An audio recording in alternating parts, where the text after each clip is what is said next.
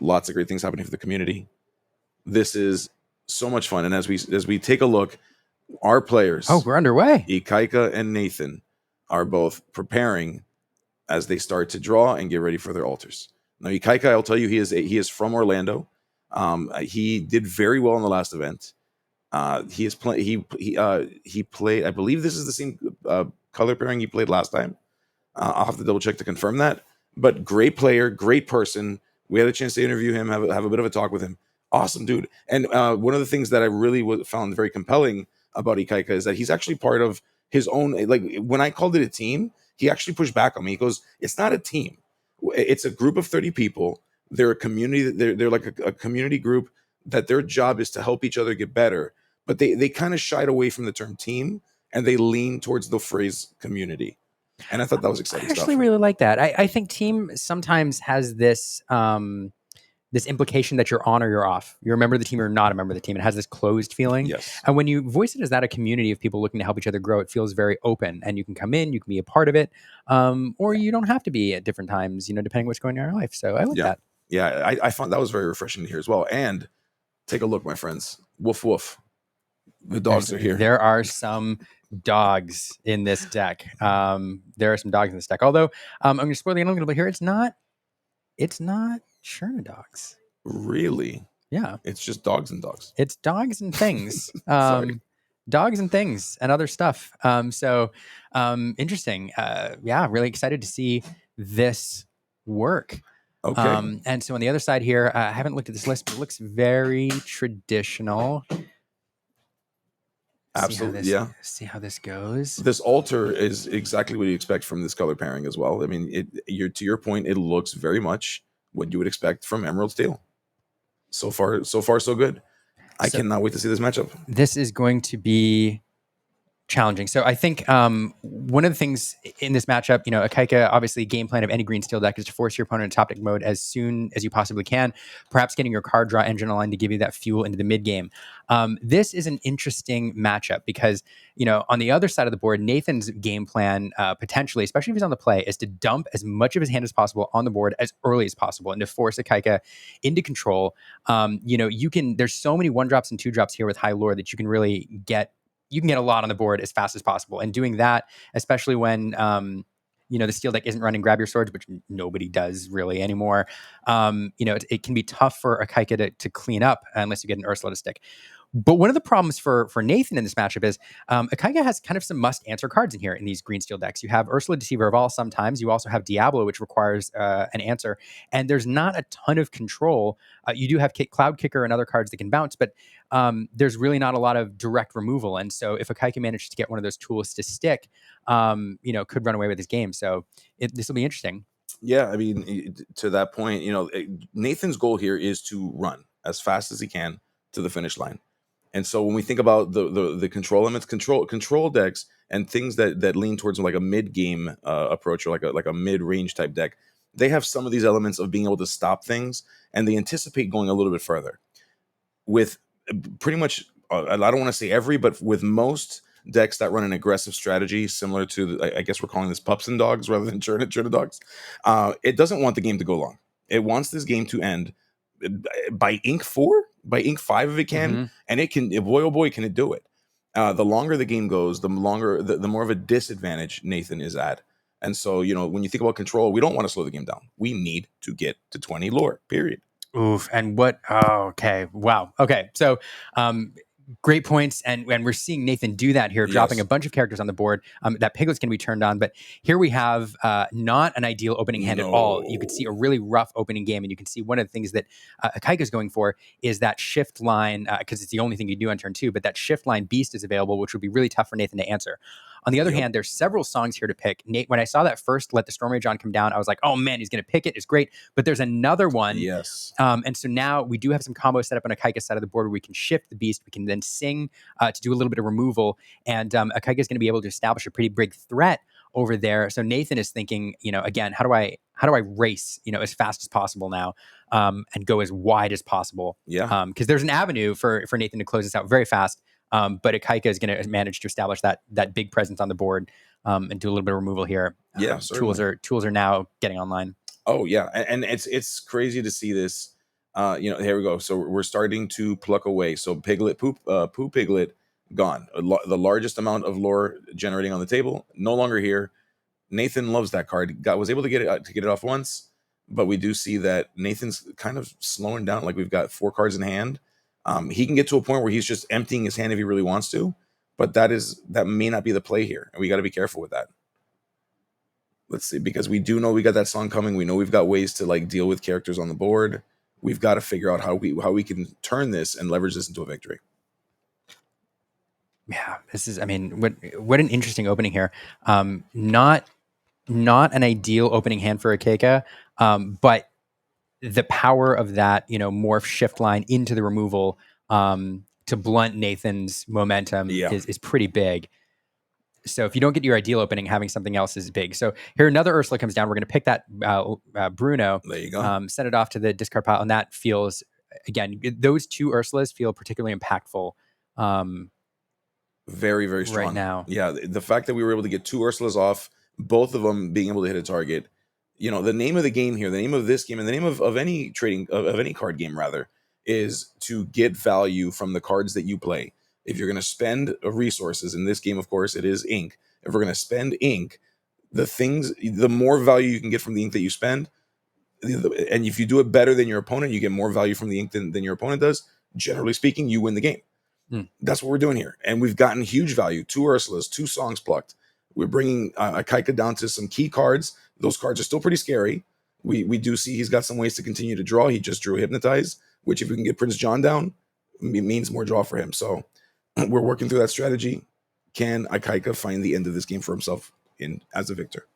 Yeah, I'll point out Nathan heading up to 7 lore on his side of the board, presenting a wide board. Ikaika is going to be able to remove another threat with a beast, but at this point, it's becoming more and more to answer. For another big threat, dropping down this lady, a new card from set 8 that we see, this dual ink card, Amber. Emerald gets an additional strength every time a character is played. Yes. If you manage to do that 3 times, or give her strength other ways, and you can do it with support and things like that, she gets +2 lore.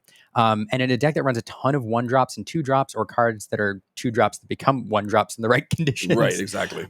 Nathan, with a full grip, can do that pretty easily, but running low on cards here. Yeah, full grip is the key, and a full grip is not going to happen if Ikaika's plan is in effect here, which of course is to get rid of what might be the most important asset for Nathan right now, which is his hand. We do see a shift. That was a shift? Yeah. We shifted Lady Miss Park Avenue. When you play this character, you may return up to 2 character cards with cost 2 or less, each from your discard to your hand. Yeah, what a great shift here. It'll immediately be able to quest for 2 at 4 willpower, puts it out of reach of the beast, undamaged. But pulling back 2 cards from the discard pile, we know we got the Piglet back. I forget what the other one was.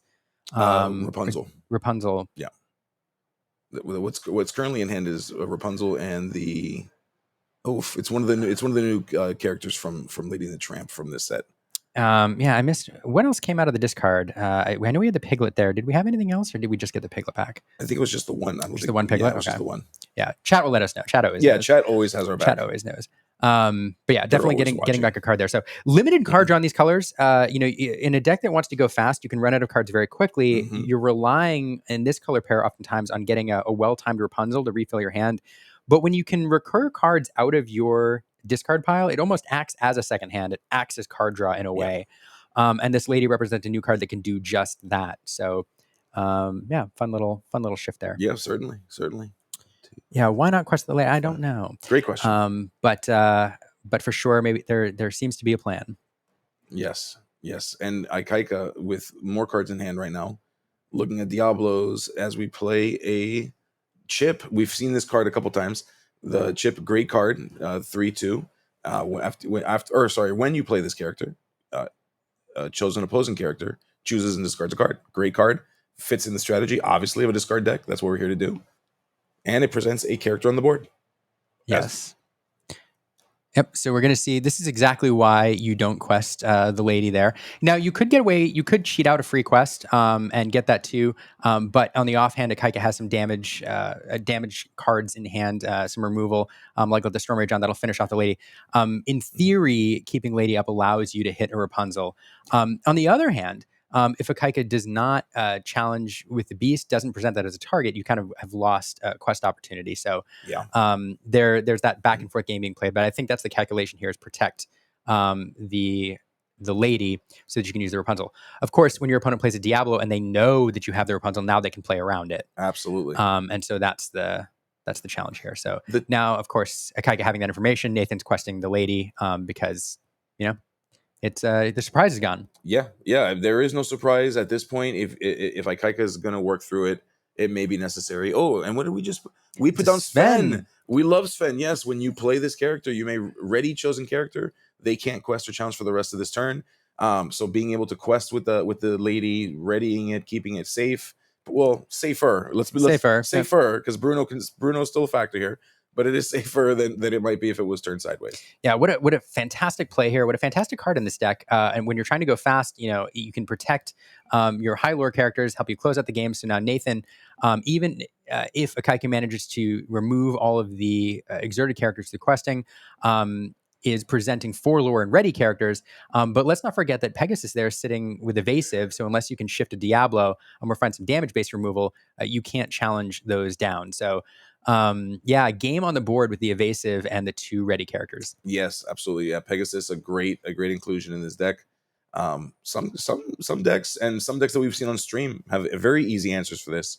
As of right now, all the answers that Ikaika would have for a Pegasus are kind of inefficient. You look, if you want to deal with it, are you going to really waste a Bruno on this thing? We do have songs in the deck that can certainly blast it, that can shoot it down. But again, if you utilize a Strength of a Raging Fire on something like Pegasus, is that a high value, or would we rather use it on something that's bigger? The answer, of course, being we don't want to use it on something bigger. So that little Pegasus just kind of nagging there, collecting lore in a similar way as we look at like locations, so to speak, but a little bit more difficult to get to. But we do have answers. There's some calculations going on here. So we have Diablo in hand. We can shift that and challenge the Pegasus. Do we have an extra action though? I don't think we do because we do have some action-based removal there. We do. So it looks like we're playing the Diablo and ink the Ursula, Deceiver of All, and probably going to see a removal card here. Yeah, and you definitely need it because we do have Lorthal on the board. But so there we go. But we're about to not have Lorthal on the board. We're going to challenge that.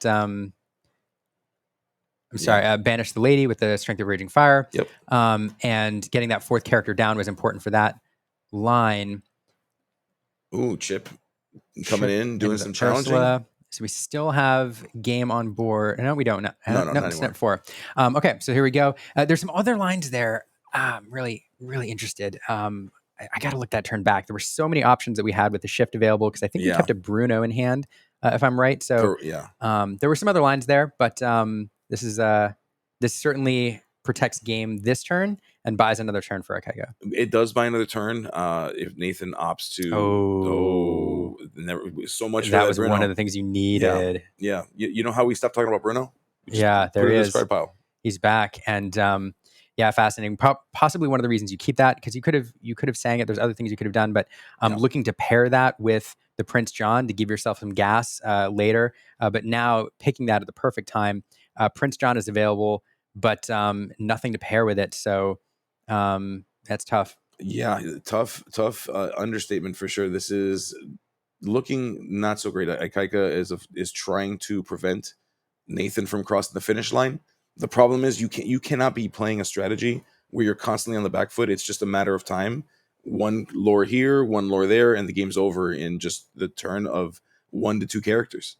Yeah, so decision there to keep that Pegasus up. One of the reasons is it is vulnerable to the Diablo. You do get 1 lore closer, but a Pegasus shift here represents an instant 2 lore end game.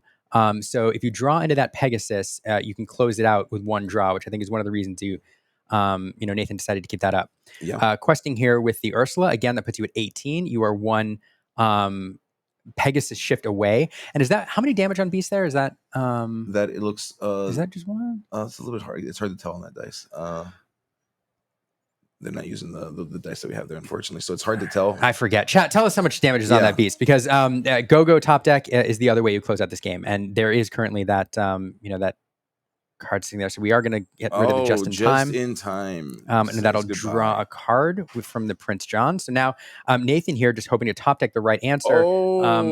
Double sing there, clear the board. And now Ikaika's in the driver's seat, but so the Pegasus top deck won't do it. I don't know how much damage is on the beast. If it's only one from Ursula, then it's a bummer. Gogo won't do it on the top deck. We'll get one away. And what we drew is the lady. Okay. All right. So we have to draw into an answer here. But Ursula, Deceiver of All, makes 1, 2, 3, 4, 5, 6, 7, 8, 9. So we're sitting at 9 lore on the board. And I don't think any reach in Ikaika's deck unless we any shift. So one way to close it out is to... Well, I mean, the only if we happen to draw and not we'd have to shift the Diablo to not even one. Not even that. That's not even that. No, no. So the answer is no. It's 9. It's no. So have to find an answer to the Miss Park Avenue here, but certainly having the Ursula Deceiver of All on board means you're a lot more. There are cards that help you close the game that wouldn't otherwise let the Storm Rage on in particular. So let's see. We'll put another Pegasus out. Pegasus Beyond will take a look. Beyond the horizon. I'm not sure why. Yeah, thinking that was the Ursula. The Ursula was in the inkwell, but so yeah, just taking. Showing it there. So accidentally revealing the hand to his opponent. It won't matter so much here, but that could be a very impactful card here, because you need to draw into removal, very specific removal. And we get a Diablo, and we get a second Diablo. Okay, so no help there. No. So let's see. We have the Beyond the Horizon. Let's see what we do with it. Looking for some outs here. I mean, at this point, he could even play that thing just directly. He just hardcast that thing. But opting not to, of course, because cool interaction here. Deceiver of All, when you play Beyond the Horizon, it is a sync together. She's involved in that sync together. He can trigger that thing twice if he really wants to. But we drew into one of the cards we needed. So no need to do it twice and take that risk. So we're going to sing the Strength of Raging Fire, drawing into one of the cards we needed. Yep. Both of them. Boom! Oh, man. Because if you only draw into one, random removal, you're still one Gogo Tamago away from the top deck. I want to know if Gogo's on the top. Please show me if Gogo's on the top. It's a Pegasus. No, it's game. You needed 2. You needed 2, and you drew 2. Oh, Nathan. Oh my goodness! Nathan. I'm so glad Nathan showed us that top deck. Oh my goodness! My goodness! You had to draw. You had 3 cards to draw. Yes. You have to draw 2 removal cards to win it. Check. but then think about this, because then there's a decision, right? If you draw 1, right? If you draw 1, do you do it again and go for 2? You probably don't. No. You probably keep the 1. You get rid of the lady, and you cross your fingers that you don't draw into the go-go or the shift. And the shift was there. Yes, that is so rough. Nathan had that at just the fingertips. It was right there, and was not able to close the deal. Ikaika climbing a mountain and reached that pinnacle, reached the top of that mountain before Nathan was able to. That was one heck of a win. Cannot wait to see this next game. I understand why the decision was made, and it would have changed the whole game. Yes. But not questing the lady that one turn does loom large. 100%. It does. And it's, it's not fair, any of us watching, to go back and be like, if you did this one thing on this turn, you would have won the game, because that changes the rest of the game. Correct. Lady's exerted, and then, perhaps Beast challenges in and does some stuff, and there's all sorts of things that could have happened. But it is interesting. It's interesting to go back and rewatch and think about how that would have played out differently. Yep. Wow. Oh, yeah. Crazy. That was an awesome game. Wow. Yeah. And look, and we're in top 8. We're just in top 8, folks. We're not even in the semifinals. We're not even in the finals. Exciting gameplay. All right. Well, that was game 1, folks. Yeah, there you go. Yeah. That was game 1. Now I forget, was Nathan on the play that game? Nathan is 4th seed, so he would have been. He would on the play. Yes. Okay. So really impactful there. Ikaika taking a game on the draw. Yeah, so now Nathan, tough road to climb back in, but we saw him so close that game, so close. Yeah. Looking at the opening hand, not a lot of low cost cards. A lot of cards you like to see later on. Cricky, I think Rapunzel in there. Although, so you really want to, I think, alter your hand a bit. Try to get some more aggression. On the other side, I mean, you really want the Diablo shift line with removal if you can. You want to slow down your opponent's board. Correct. Let's see. We do see songs that can deal with problems on Ikaika's side, of course. The problem here is the color emerald. Emerald is a funny little color. You keep answers that normally would deal with problems, and then Ursula comes down and just takes it all away from you. Yeah. Beyond the Horizon. When we've talked about this a lot today, and about how it hasn't been as impactful as I think we thought initially. But one of the interesting things, the only time I've seen it played, it's been in the end game as an out. Correct. And I think a lot when a lot of people saw it, I think a lot of people, myself included, were thinking about the power of playing it early with singers and being able to, like, dump cards and force your opponent to discard their hand. We haven't seen it used that way. We It's have not. generally been held on to until late game, and then used in very late moments in order to draw through cards and look for your outs as an insurance policy. Now, to be fair, it's not for lack of trying. We did see Zach Bivens' deck that was running ward characters intentionally designed to try to prevent you from being able to target those characters so that you can sing that song. So it's not for a lack of trying. People are trying to play it early. But to your point, there was a moments to play it. The problem with that thought process is that that's a very conditional place to be. Mhm. So will it work in certain moments? That's true of literally any card. Mhm. Is this a card that we'll see play? If I draw it, will I want to use it? Out of 10 times, what's that number? Is it 10 out of 10 times? Is there going to be times where I see it and I'm like, I ain't playing this?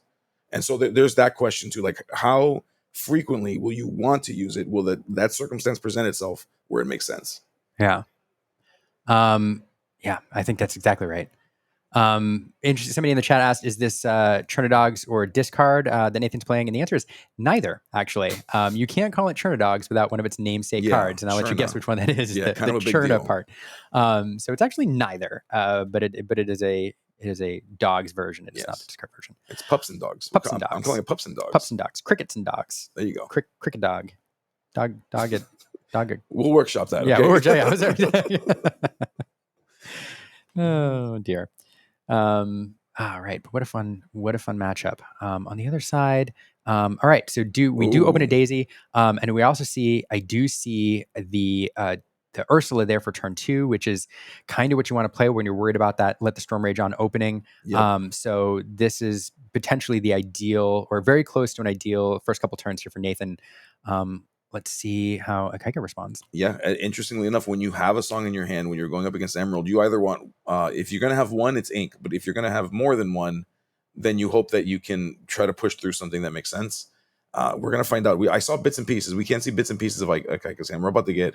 Oh, I thought we were going to get more of a view. I guess not. So we would have, if there was a turn 1 drop that would have been able to Diablo shift, I think that Ursula comes out and tries to pick that song. But because there's nothing presented on board and no way to play to Let the Storm Rage On, that opens up an aggressive opening from Nathan. And now we can quest with the Daisy and go wide.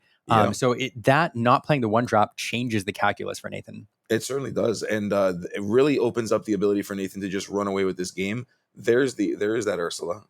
Oh, and what a great opening hand. I mean, this fantastic opening hand, because you have the Ursula there to pick a song. You have the kit to do a little bit of control. And then on the other side, you've got that Daisy paired up with that Rapunzel. Now, Ikaika, knowing that Rapunzel's there now, is not going to leave himself open to that Daisy Rapunzel kind of challenge. But so may see her going to the Inkwell. But that could have been particularly impactful if the Daisy stuck around and Ikaika started to develop a board. Yeah, absolutely. I mean, there's going to come a point where Ikaika can only dance around it so much, as we see that there are 2 songs.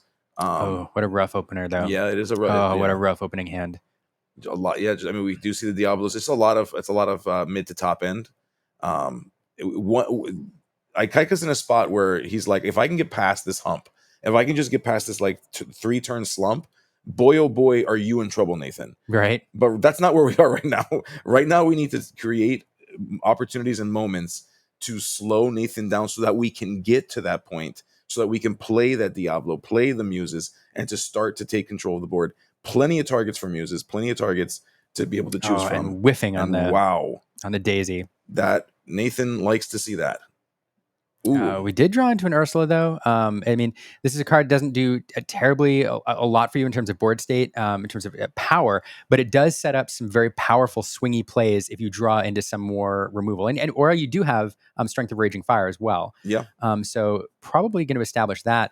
That does two things. One, it does set up your swingy plays. Two, once you do exert her, it really invites a response from Nathan, which is going to require him to take a turn off from questing with all of his characters in order to answer it. So establishing that as a threat Ooh, is decent.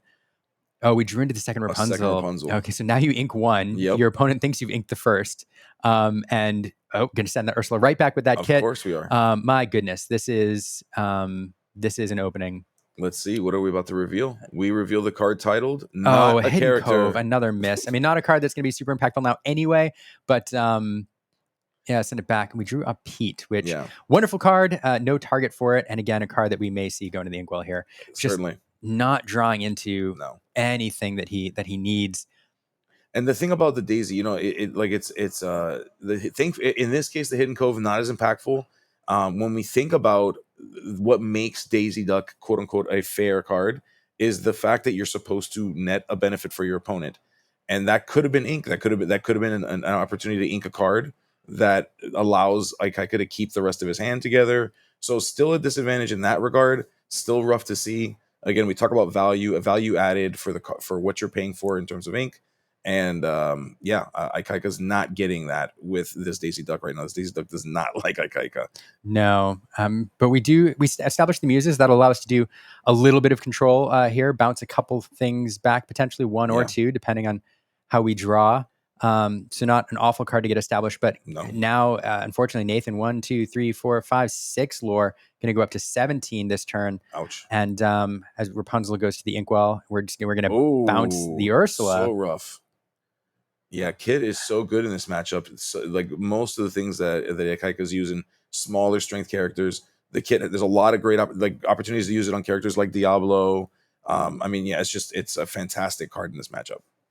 Yeah, and oh goodness gracious, bouncing the Ursula, it is a card that can challenge. It seems kind of like a low impact play, but it is Yeah. slowing your opponent down. But Ikaika does have sequences where he, let's say, draws into a Prince John with the Daisy and then pulls a sudden chill, where all of a sudden he's playing the Prince John, playing sudden chill, forcing a discard, but the Muse bounces something, or I'm sorry, Ursula's singing sudden chill. Yeah. And so that opens up just a little bit of wiggle room. But man, Nathan just leaving no doubt, closing that thing out. That didn't feel like a game. Nathan just running away with that in short order. Yeah. Thank you. And I've been corrected. The pronunciation is Ikaika. Ikaika. Thank you. Yeah, it's what a game. So one of the things there, Nathan, again, as we highlighted at the front end, with really one of his ideal opening hands, I think, in this scenario with the Daisy, and then having options on turn 2 with either the go wide strategy, Yeah. As Mo Shamlin used to say, and going into Nats 1-on-1, 2-on-2, Yeah. going wide, or with the Ursula option there, depending on how Ikaika develops the board, and Ikaika just with a awful. I'm feel pretty confident saying that Ikaika had an awful draw. Yeah. Yeah. You need to be able to deal with things early. This is not a mid range game, and what he drew was a mid range hand. Yep. Yeah, for sure. So Nathan on his ideal game plan, Ikaika just bricking with his hand a little bit. And now though, Ikaika on the play. It's all even with one game apiece. Let's see how this goes. Yeah, I mean, we are looking at this is one of these players will not be moving forward. And so there's a lot of pressure on these players to perform here. A lot of pressure to think about how they're going to mulligan. What's the cards that they're looking for? Ikaika not wanting to draw what was drawn previously. No, that's not what we want. And so now's that moment. They're reflecting on it. They're thinking back. What do I got to do? How do I win this game? What are my answers? How do I get them sooner? Yep. Yeah. So one of the keys for Ikaika, and hasn't managed you, but if you can, with this deck against a deck with little removal, other than you have the kit on turn 3, but with little removal, if you can establish the early Diablo, you can gain yourself a little bit of advantage. Even if it does manage to get bounced by the kit later on, you've drawn a couple cards off of it. And one of the ways that this deck wins, green steel always, is just filling its hand through cards like, Yes. Let the Storm Rage On, or double singing that, Diablos, Prince John's. It just loads up on cards. It's a discard deck, but it's also very strong. It draws a lot of cards. And so if you can get that to stick on the play, that line, especially if you pair it with Let the Storm Rage On, it gives you a huge edge. So I think that's an opening he's looking for. That's putting, yeah. It's see. we see the alter phase happening here. It was just a couple of cards though, just 2 cards on Nathan's side. I missed the exact count on Ikaika's side. And so I think that both players are somewhat okay with their hand. They don't hate it. They feel that both players feel as though their hands are mostly able to get them through what they need, and they're hoping to get a couple of pieces that'll lock it in for them. Yeah, if both players are confident with their hand, or at least fairly confident in the hand, and mulligan very little, I give the edge here to green steel on the play for sure. Yeah. Just in time for lemon lime. That is the deck name. That is cute, and I love it. I'm a fan. That's what we're calling it, folks. That is what he calls it. I love when the chat is like, okay, guys, we need to name this deck. Okay, well, that's what he named it. Yes, just in time for lemon lime. Yeah, there you go. We got when we got friends of Ikaika in the chat is what we got. This we awesome. Do, right? He's like, they're like, I know this deck. Yes. This deck has beaten me before. Right? Yes, this darn dog deck. We love it. Doggone it. Doggone it. Yes, this is great. I love that one. Oh, there you go. And we see, it's okay. So we see Rapunzel's. We see some early, some piglets as well in Nathan's hand. Taking a look over at Ikaika's hand. It's a little bit harder to see. He's got his hand covering that, but we do see Sudden Chills, Muses, Ursula's. So I'd say he looks pretty confident. Yeah. I mean, they're having a good time. Listen, they've played a lot of Lorcana today. You get to a point where like you can be tense, or as you're kind of rounding out these final games, you're like, you know what? We're here. We've got prizing. We're able to enjoy it. So they're working through that, and a lot of being able to be calm as you're making these decisions can be very, very impactful for you. As we see Ursula at the table. Here we go. We're going to take a look at not a lot of songs. I think no songs. None over in these Churn Dog decks. So we'll use it to take a look. I will note we do see Lady over there, Decisive Dog, a delightful new card. This is a decent card on turn 1. It gains a little bit extra power. It definitely affects Tramp, who gets a little bit cheaper when she's in play. But importantly, she also has 3 in the stat line. And so against this deck, or any deck where you're looking at a potential Let the Storm Rage on turn 2 against a Diablo, having that 3 in the stat line is particularly good. Allows it to stick. Yeah, certainly. I mean, that's exactly the strategy here for Ikaika. If he wants to deal with the lady now, creating a very weird line where you have to have a certain set of cards. You'd have to put down 2 more characters just to be able to use strength on the following turn. So putting Nathan in a very weird spot for sure. But that Piglet, if we do have Let the Storm Rage On, makes the math a little bit easier. So Piglet is a card that, as we see, Strength of Raging Fire drawn from the top of the deck. Yeah, so won't be able to do that here, but an interesting sequence here. The Piglet's a fun sequence here. I'm thinking through a scenario where we do have Let the Storm Rage On, remove the Piglet to prevent that 3-lore quest, but then another great card you pair with that lady is the Shift Lady, the Miss Park Avenue. Mm-hmm. And so she comes down, pulls the Piglet back, and now you've established a 4/4 on turn 3. Bingo. So that lady is a lot of fun. Yes. Hypnotize coming down, forcing a discard for Nathan and draw for Ikaika.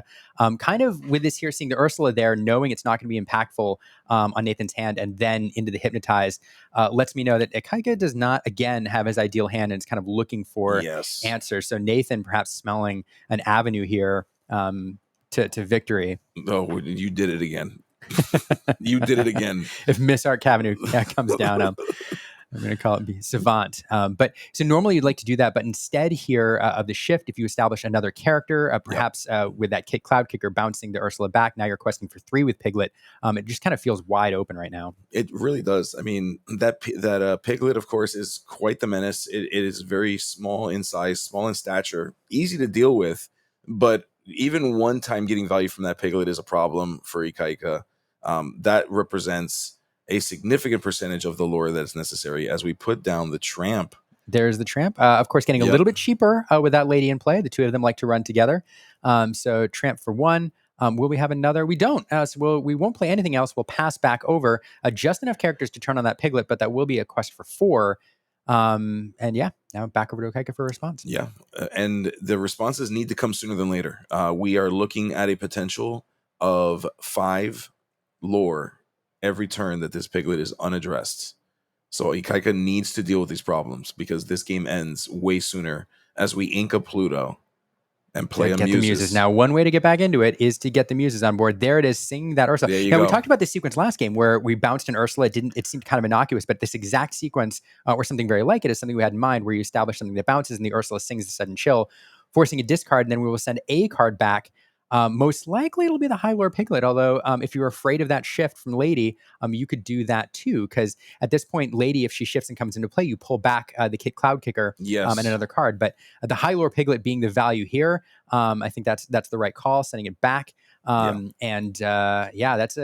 is a response. Yeah, you got to deal with today's problems today. That's true. That's the true. issue. Tomorrow's problems for tomorrow. Oftentimes in card games, the foresight and the ability to see into the future can win you more games than not.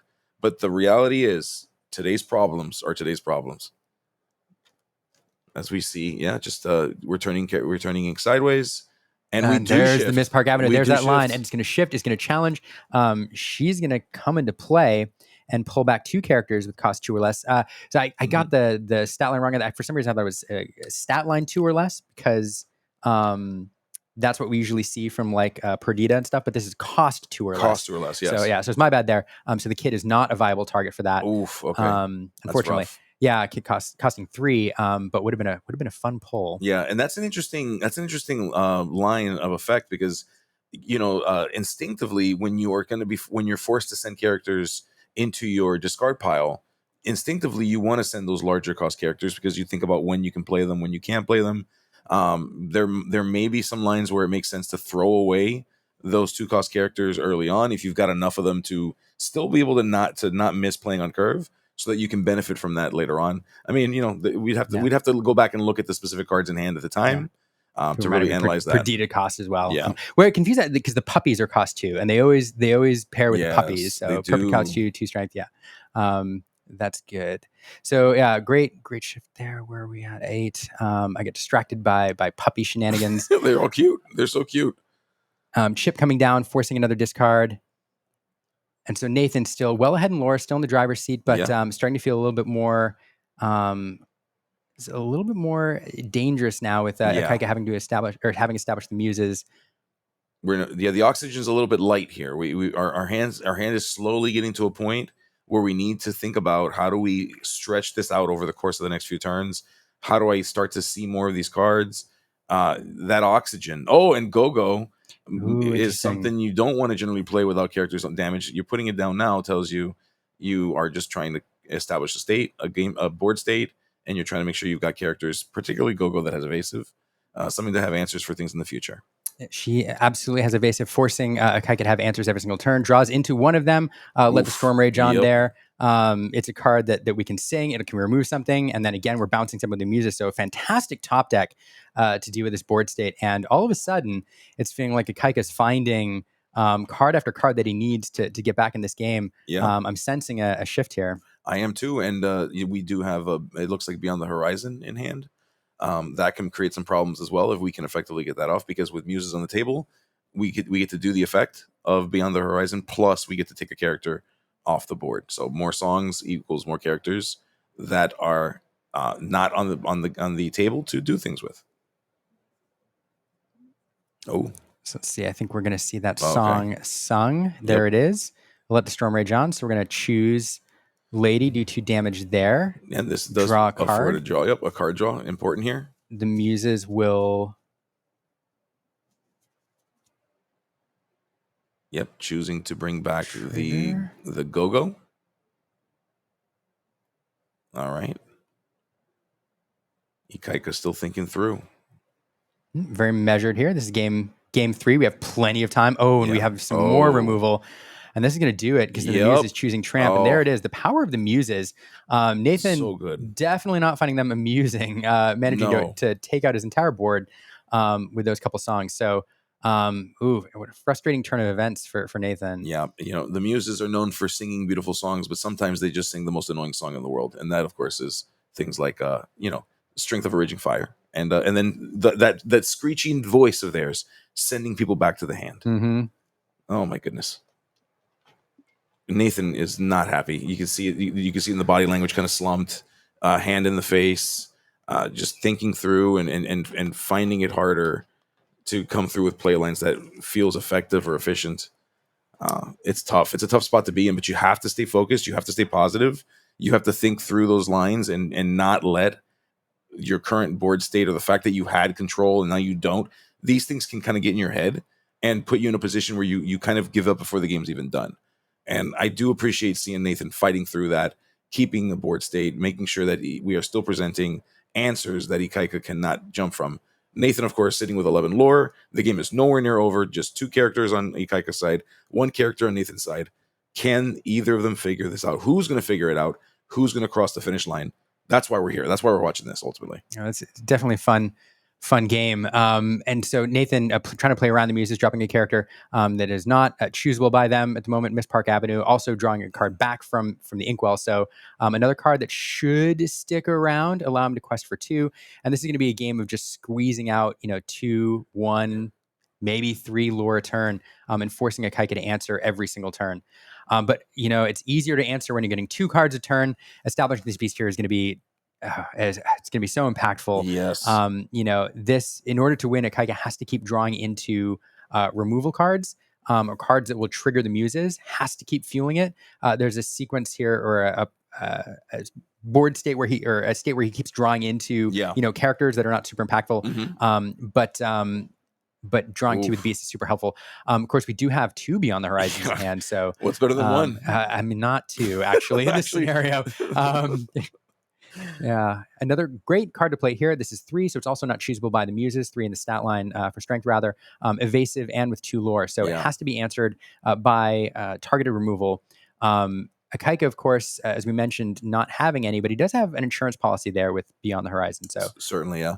And I noticed Ikaika's doing this thing with the cards, like kind of flipping through them in the same way that I do when I have 2 whole new worlds. So maybe they're cut from the same cloth. These 2 cards, Beyond the Horizon and a whole new world.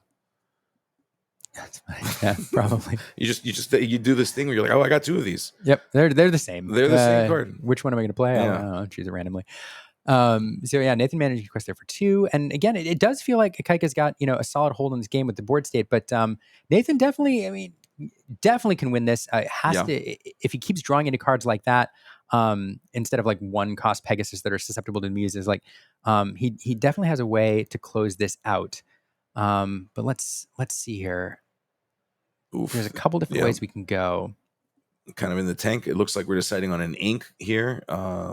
Yep, and we are going to ink the Pete. Okay. I think we've noticed a couple times the Ursulas haven't been very impactful to us. Their actions may not be of concern to Ikaika. As we play, we don't talk about Bruno. No. We do not. Heading back to the hand.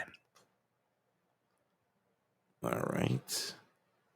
Let's choose at random here. So there was a line of play, as Ostoner points out in the chat, 207. And by the way, if 207 is your area code, big fan, because that's a Maine area code, and I'm from Maine, so I appreciate it. Really? We're going to get rid of card 3, which is the lady. The lady. So there is a line where you give her evasive by shifting the Pegasus, because I think you have the baby. No, we don't have the baby Pegasus. Assuming we did, there's reasons not to do that. You do give lady evasive, but you're getting rid of 1 extra card in your hand, and there's lines where you want that Pegasus later, and then it also gives you extra insurance in the event of Bruno with an extra card in hand. So, but here we have. We're going to take a look. We're going to pick. We're going to choose 1. Yeah. This is great. You have 2. I'm going to get rid of 1. You would have discarded anyway. Pick a card, awesome. Any card. Yep. The fact. So we joked about having 2 being worse. Here, in this case, pays off because losing that card would have been perhaps the game. But having 2 in hand here is fantastic. A little extra insurance, and so it feels bad. Feels bad to discard 1 and leave 1 behind. Hashtag feels bad is true and crazy. As we continue to just put more characters out, Go coming down. We're going to quest with that Pegasus. Go wide up to 15, going wide here, and now we need We need a lot of responses. So we have cards to sing. We have a card to draw you 3 cards. We drew into, oh, goodness gracious. Wow. Great draw there. At the scene of all. She's here, but is she too little too late is the real question. She probably is to establish her. Let's see. So you can oh yeah, this is tough still. Yeah, I mean, it is tough, and you do want to make sure you're making the right calls here. We do have muses, so muses, of course, we've been talking about modifies the math. You know, muses changes the way we interact with this board because we've got songs. If we can deal with the character and then bounce a character, so Ikaika is thinking through what is the optimal play here. Which character needs to go back in hand? Which one do I send this damage into to make sure that we get the most and the maximum value of each of these cards? Gogo, of course, going away, drawing a card. Diablo. So there's just a lot of different lines here and a lot of different ways to play this. Yep. So we will get rid of the Gogo with the Storm, bounce the lady back to hand. We will establish the Ursula. Yeah. Okay, get that to stick. So it's interesting because there's another line here where you. Oh, it looks like we will quest. Okay, there is another line here where you you leverage the Beyond the Horizon here, use that to bounce as well as singing or playing to let the Storm Rage on. But instead saving that, but the result, because you're looking for cards to banish the Pegasus. The result is here we're going to leave 3 lore on the board. Oh goodness! All right. Yeah. So there's another consideration here too, where and this is a very thinky turn. Ikaika wants to make sure that nothing gets messed up. There's a lot of possibilities here. Just tons of options. Thinking through what those options might look like, what the implications they are of them. If I do this, what happens to me in 2 turns, in 3 turns, and then going through the other play lines and walking through the same thought process. Yeah. So here's the interesting thing here too. He's just dumping everything. Let's just go. Let's just turn it sideways. So fascinating here. Find the answers. That's a lot to answer. Interestingly, one or lore. Gogo actually represented 3 lore there because you could run in. There's a possibility we run the Pegasus into the beast, get the extra lore out of it by playing the Gogo. But yeah, this is just.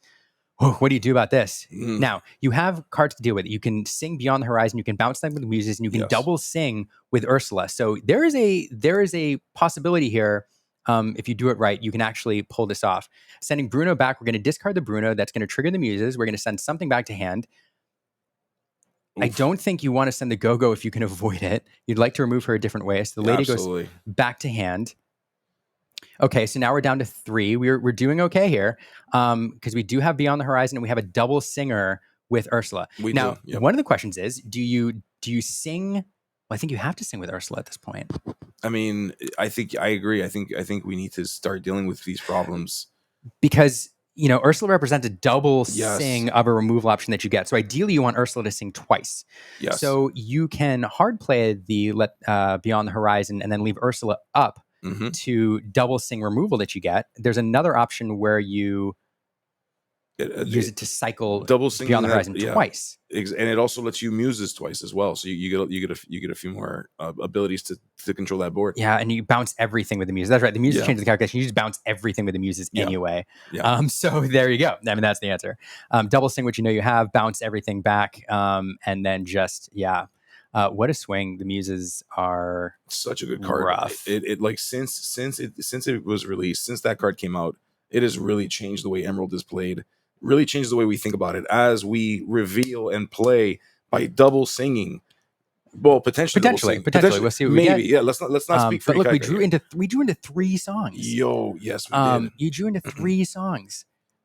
Yes, and so this first instance of this song will allow Ikaika to bounce a card of 2 strength, and we do because here's the danger, right? You bounce everything back to hand. Let's say you sing it again. You bounce everything back to hand. Now he's just going to go wide again next turn. Yes. So now you've kept a sudden chill, which is effectively removal at this point because you're banishing something from the hand, or you're discarding something from your hand, and you also have the Let the Storm Rage on. So now you're removing it. That Go-Go is no longer a threat because of the damage. So you don't sing it again. You drew into exactly what you need to deal with this problem.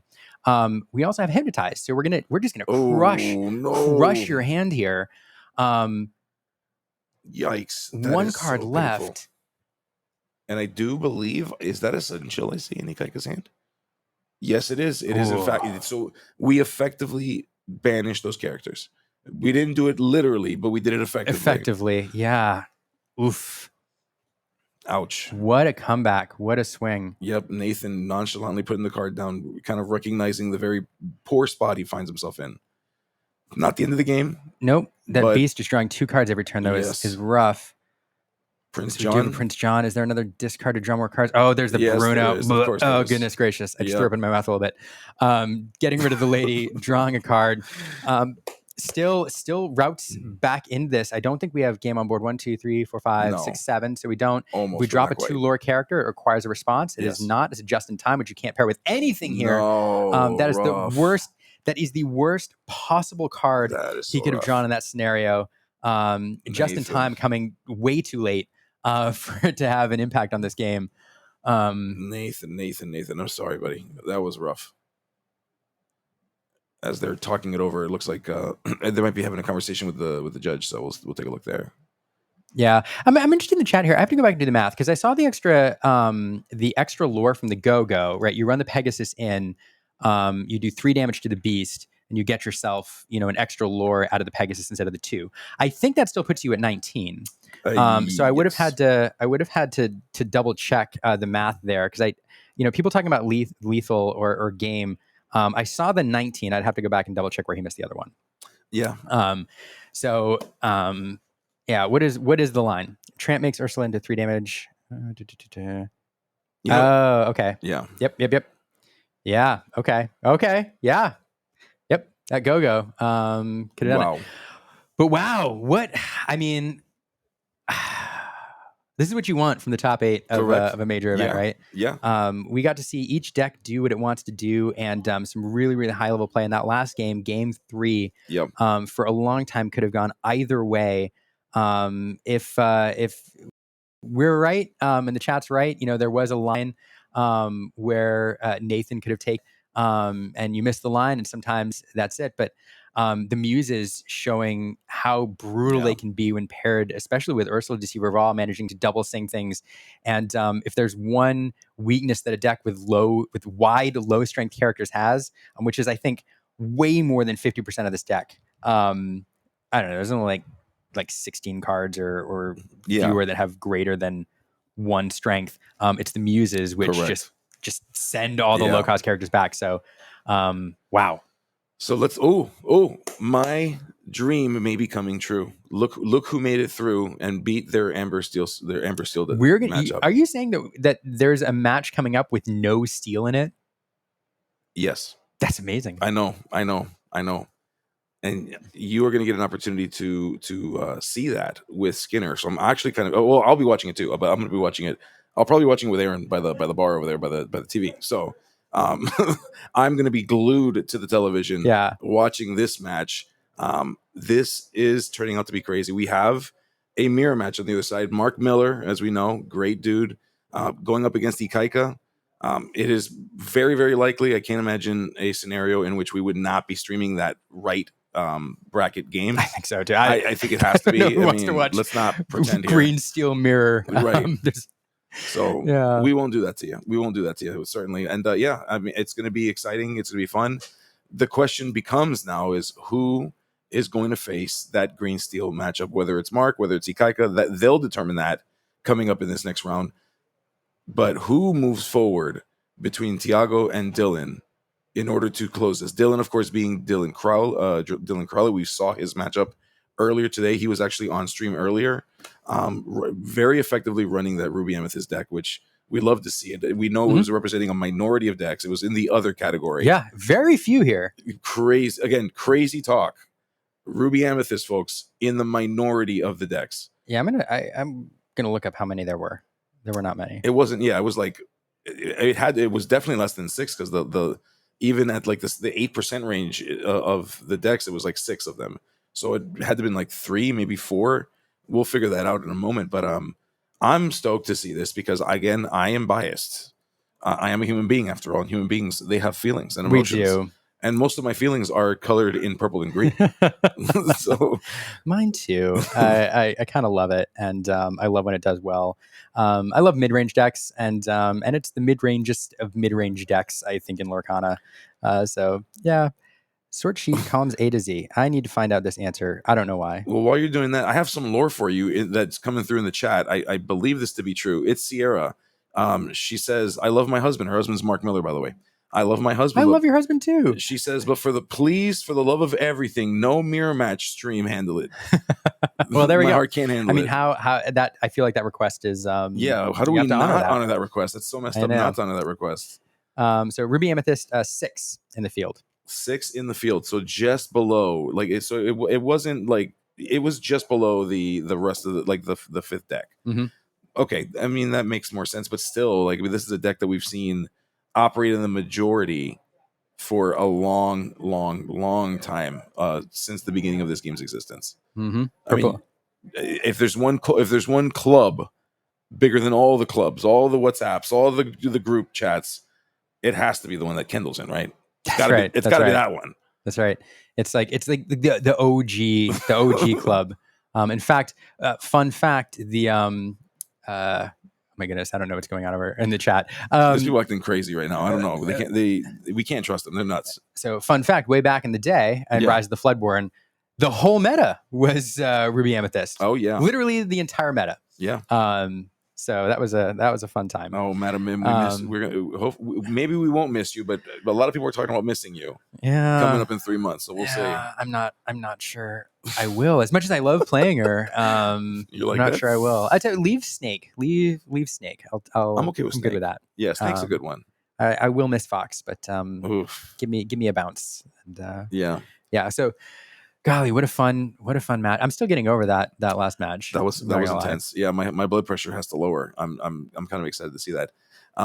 Now we know that every game is done, so they're working through, and they've got to be getting ready to either. I'm not sure if they're planning on jumping into an interview, if they're going to go into the next game. We're going to go right to the next game. Okay, cool. Right to the next game. What we decided is no mirror matches. Yes. Yeah. No mirror matches. I like it. That's what you guys want. That's exactly what the chat is asking for. Exactly. I think that's what the people want. The people have demanded. And more importantly, Mark's wife has demanded. Yes, she says, please no mirror match. Yep. So that works out. All right. Very, very cool. Yep. So yeah, and it's fun. It's a deck that we both love, and it feels kind of like a throwback. To be quite honest, both these decks, like a lot of decks here, are very similar to their previous meta iterations. Green, purple, amethyst, emerald, getting a few new tools, in particular the levers. Very impactful. We've seen them used a couple times here, so that deck is going to make that. That card's going to make that deck click a little bit more. But on the other side, on the Ruby Amethyst side, not a ton of new tools for it. Yeah, I mean, new, maybe not in Reign of Jafar, but somewhat new in Half Shark. That's true. I mean, sure. Half Shark, new as in today. Yeah. Today is listen. Yesterday was old. Today is new. Yeah. But yes, it's newish. But if you haven't seen it, then it's new to you. Is essentially where we're at here. That's fair. Now, which is interesting because it's not that they haven't gotten any tools. I think we haven't figured out the placement of those tools. I mean, you think about the new Hades, the dual ink Hades. I think that's a pretty good card. I don't know if I'd play 4 of them. I think that's a good inclusion at like 2 of them, and it's a great way to draw. But that's true. I think we just need to figure out what that deck looks like. That's true. I think it doesn't look good in what we have now. I think it looks better in maybe a different variant of that. So yeah, I don't know. What do you all think in the chat of Ruby Amethyst? Is it holding on with its previous iterations, or does it have some new tools that'll kind of make it survive in the current meta? Yeah, I don't know. And Smashing Patty, your wish is our command. We've already figured that out. We will be getting Tiago versus Dylan. Yes. So congratulations to you. You've won the contest of deciding who will be playing on stream. You all, the people have spoken. Yes. The people have spoken.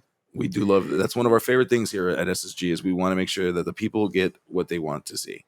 Yeah, red, purple, best deck since day one. It's an interesting comment from Lux Ferrante there, because it's true, except it's so different. One Yeah. of the fun things about this deck is, the initial versions of this deck were very, very hard control. Ursula's Cauldron on turn 2. Look at every single What a classic. card, right? Doesn't that bring you back? Yes. Every turn, Cauldron. Yeah. It's like, oh man, Yeah. Cauldron.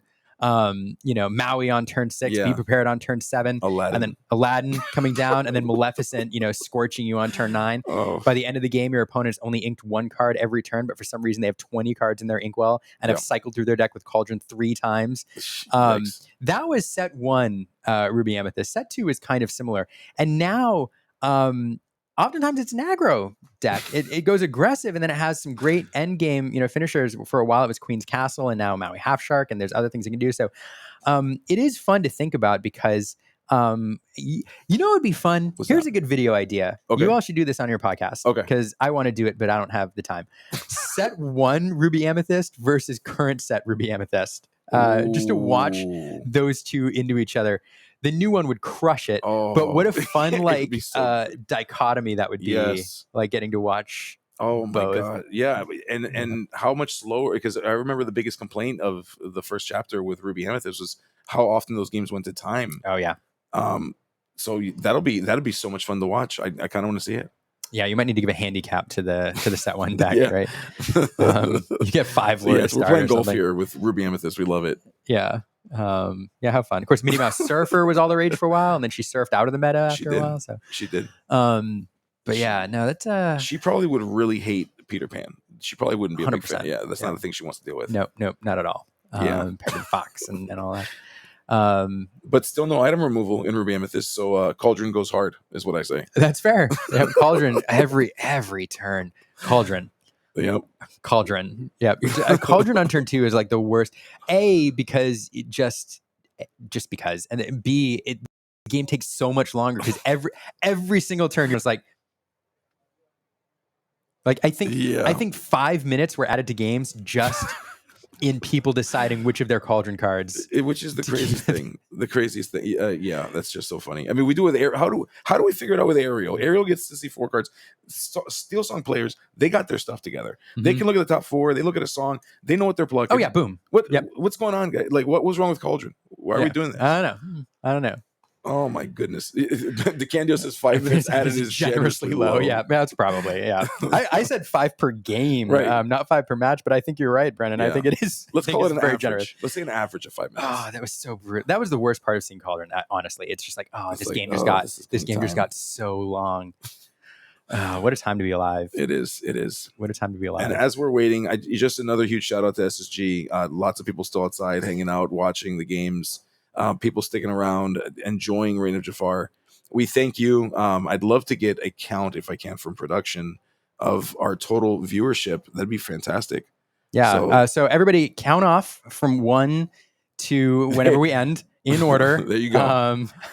Yeah. So production will get us those numbers. I'd love to know. So production, if you can hear us, I'd love a total count across all of our platforms. How many people? Range from 1 to, there we go. Yeah. While we're waiting, I do want to talk more about the meta, but I have to say, just because for anybody watching, just a bit of a tangent here, side path. For those who watched our channel or watched like Lorcana content at all, that my chase card for this set was the Enchanted Bambi. I got very emotional on a Lorcana stream when they revealed it, and it made me cry in front of 400 people online. And today, I just got it. I got it. This was a gift from Dylan, and I'm very, very moved. I did. That's amazing. So I had to.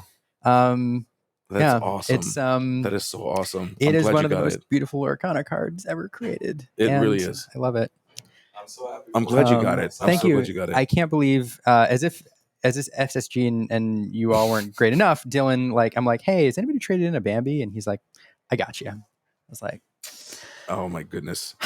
Well, you enjoy that. I'm telling you, the store. That's what the store is all about. It's about making those memories.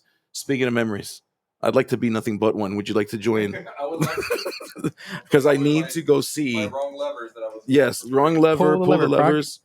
Wrong friends, lever. I will be back. You will be seeing me in the finals. But we are going to go ahead and let. You're not playing in the finals, I'm gonna go play in the finals. I'm gonna go coach these guys so they can actually play right. In fact, I might go to Tiago and say, hey, if you need a swap, if you need a tag right, team, tag in. I right? got you, dude. That's how this works, right? The deck qualifies, not the player. Yeah, it's the You deck. rotate out the pilot. It's gonna be fantastic. Tiago had, well, I know we don't talk about the Forbidden website on Please don't. the Fight Club, Lorcana Fight Club. Yeah, exactly. He has 3 accounts in top 10 in Lorcana Fight Club. That's insane. Tiago. Well, here you go, my He's friend. got a lot of time and a lot of skills. I watched him play Green Purple. It was very impressive.